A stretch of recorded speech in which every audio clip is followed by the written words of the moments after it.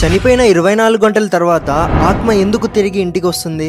గరుడ పురాణంలో ఏం రాశారంటే, ఒక వ్యక్తి మృత్యువు తర్వాత యమదూతలు ఆత్మని యమలోకానికి తీసుకొని వెళ్తారు, అతను చేసిన కర్మలను చూపేయడానికి. 24 గంటల తర్వాత తిరిగి ఆత్మని ఇంట్లో వదిలేసి వెళ్తారు. 3 రోజుల వరకు ఆత్మ మన ఇంట్లోనే ఉంటుంది.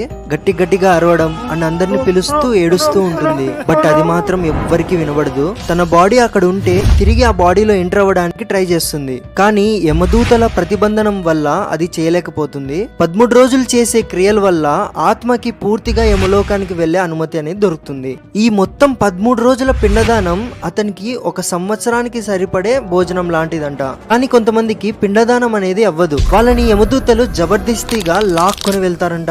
13 రోజుల తర్వాత ఇళ్లల్లో భోజనం తినిపిస్తారు కదా, అది ఎట్టి పరిస్థితుల్లో అప్పు తీసుకొని తినిపించకూడదంట. అలా చేస్తే ఆత్మకు శాంతి అనేది దొరకదు. ఇదంతా మన గరుడ పురాణంలో రాసు